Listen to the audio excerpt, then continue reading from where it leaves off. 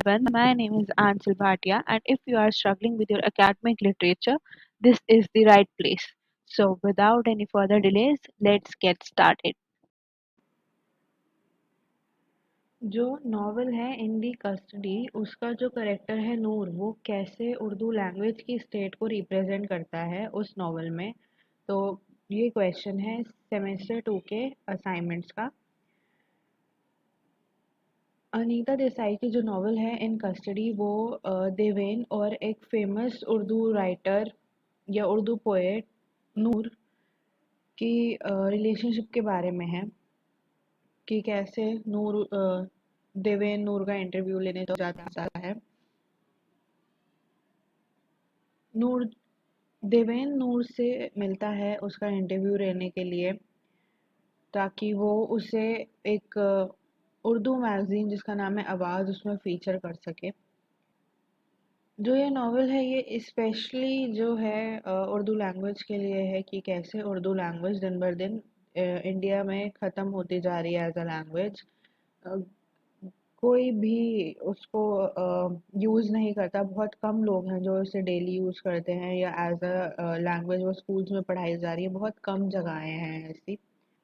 नूर का ये ओपिनियन है कि उर्दू लैंग्वेज 1947 में ही मर गई या ख़त्म हो गई। जो पार्ट्स उसके बचे हैं वो सब घोस्ट हैं, मतलब उसके रिमेनिंग पार्ट्स जो हैं वो नहीं है, वो मिक्स पार्ट्स हैं। लाइक किसी हिंदी लैंग्वेज और उर्दू लैंग्वेज के मिक्सड पार्ट्स बचे हैं बस, प्रॉपर उर्दू लैंग्वेज नहीं बची। नूर बहुत ही फेमस उर्दू पोएट हैं इस नॉवल में, और देवेन शर्मा एक कॉलेज के लेक्चरर हैं जो मिरपुर में पढ़ाते हैं, और वो नूर का इंटरव्यू लेने के लिए ओल्ड दिल्ली आते हैं ताकि वो उनका इंटरव्यू या उन्हें फीचर कर सके अपनी उर्दू नॉवल में, सॉरी उर्दू मैगजीन में जिसका नाम है आवाज़। जब हम नूर से मिलते हैं नॉवल में तो हम देखते हैं कि नूर जो है वो बहुत ही अलग लाइफ जी रहा है, जैसे हमने एक्सपेक्ट करी थी वैसे नहीं जी रहा। ऐसे लोगों से सराउंडेड है जो उसे अपने आप को उसका एडमायरर बोलते हैं, लेकिन एडमायरर के नाम पे वो लोग सिर्फ उसके वहाँ पर खाने पीने जाते हैं और कुछ नहीं, और ये सब देख के देवेन को बहुत बुरा फील होता है। जब हम नॉवल में नूर से मिलते हैं तो हम देखते हैं कि वो लोटस और लोटस कह रही सॉरी फूल्स, बहुत सारे पागल लोग जो उसे जो अपने आप को उसका एडमायरर समझते थे उनसे सराउंडेड है, और अपनी 2 वाइफ से सराउंडेड है। जितने भी पीपल उसके साथ थे, जो फूल्स मतलब वो पागल लोग उसके साथ थे जो उसे अपने आप को उसका एडमायरर समझते थे, उनको उर्दू लैंग्वेज में कोई इंटरेस्ट नहीं था। वो नूर के आसपास इसलिए रहते थे क्योंकि वहाँ उन्हें खाना और पीना मिल जाता था फ्री में, तो इसलिए वो नूर के साथ हमेशा रहते थे। क्योंकि नूर जो था वो अपनी महफिल जमाता था जब, तो ऑब्वियसली लोग ऐसा प्रिटेंड करते थे कि वो उसे सुनने आए हैं, लेकिन वो इस सिर्फ और सिर्फ खाने आते थे वहाँ पर।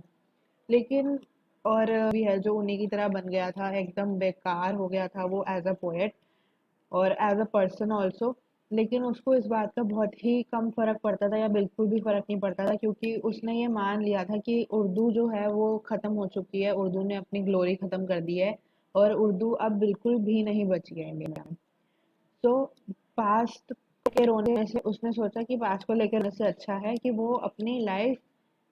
आगे जिए, अच्छे से जिए, चाहे वो करप्ट ही क्यों ना हो। जब देवेन उससे मिलने जाता है फॉर द फर्स्ट टाइम,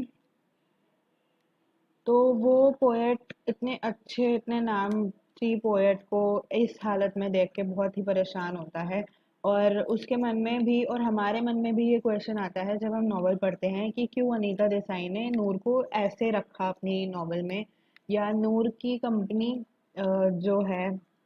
वो सिर्फ उसे ड्रिंक के लिए ही कंपनी देने आती है या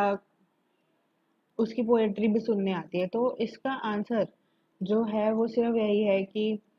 उर्दू लैंग्वेज ने अपनी ग्लोरी लॉस कर दी थी, अपना अस्तित्व खत्म हो गया था उर्दू लैंग्वेज का, और नूर जो है आज से बहुत दुखी थे, और इसलिए वो अपने जो एज अ पोएट जो उसके स्टैंडर्ड्स थे वो उसने ख़त्म कर दिए थे।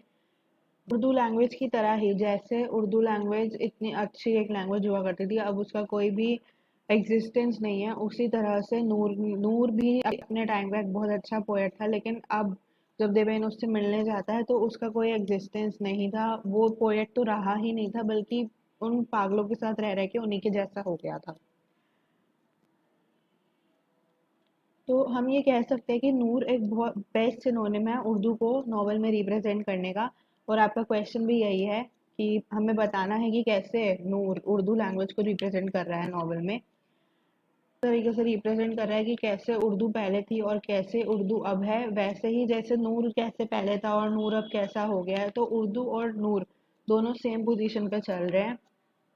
देवेन को जब ओल्ड दिल्ली जाना था नूर से मिलने के लिए, तो उसके माइंड में बहुत सारी एक्सपेक्टेशंस थी नूर से और उर्दू पोएट्री से, कि नूर का घर बहुत अच्छा होगा, वहां से उर्दू पोएट्री ही चल रही होगी, और मतलब वहाँ एनवायरनमेंट बहुत अच्छा होगा। लेकिन जैसे ही वो उसके घर पहुंचता है तो उसे क्या देखने को मिलता है कि वहाँ उर्दू पोएट्री या म्यूजिक के नाम पे तो कुछ भी नहीं है, लेकिन जो नूर है वो एकदम ड्रामा क्वीन बन के बैठा हुआ है वहां पर, और बहुत ही ज्यादा ड्रामा है वहाँ, और पता नहीं क्या क्या। पार्ट में हमें देखने को मिलता है कि नूर की सेकेंड वाइफ इम्तियाज बेगम का बर्थडे सेलिब्रेट किया जा रहा है, और उस सेलिब्रेशन में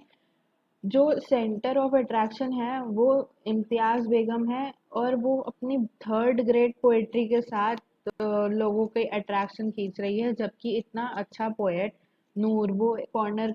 रूम के एक कॉर्नर पे चुपचाप बैठा हुआ है। सीन है, ये सिर्फ उर्दू पोएट्री की कंडीशन नहीं,